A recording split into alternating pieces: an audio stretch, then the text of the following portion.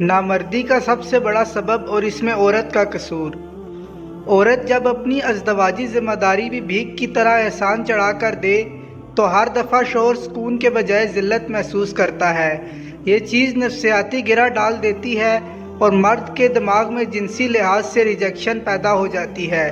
یوں ہی وہ تسکین کے حصول کے لیے قریب جاتا ہے، بیوی کے چہرے پر کراہت اور زبردستی کے تاثرات دیکھتا ہے تو 30 سیکنڈ کے اندر نامرد ہو جاتا ہے، اور اس ریجیکشن کا علاج حکیم لقمان کے پاس بھی نہیں ہے۔ جنسی دوا بھی اس کے لیے پیناڈول بن جاتی ہے۔ عورت کبھی نہیں کہتی، نہ جتلاتی ہے کہ شوہر کا تقرب اس کی بھی ضرورت ہے۔ شوہر کو زیر بار رکھنے کے لیے وہ اس عمل کو ون وے ٹریفک بنا دیتی ہے۔ کئی مردوں نے بتایا ہے کہ جوں ہی بیوی کا چہرہ دیکھتے ہیں ان کے تمام جذبات کہیں دور جا کر سو جاتے ہیں۔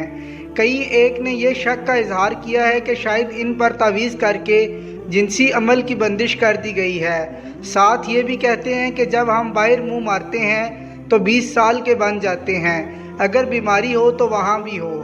اس کا مطلب یہ ہے کہ صرف میاں بیوی کے تعلق کی بندش کی گئی ہے۔ عربی کی ایک مثال ہے کہ عورت کے ساتھ زیادتی اگرچہ چھٹے آسمان پر کرو مگر وہ یاد اس کو بستر پر آتی ہے، یعنی جس وقت خاموشی اور مراقبے کی ضرورت ہے اس وقت وہ خانگی معاملات کو ڈسکس کرنا شروع کر دے گی تاکہ شوہر سے معافی منگوا سکے اور اس سے راحت کے بدلے سجدہ نہ صحیح رکوع ضرور کروا لے۔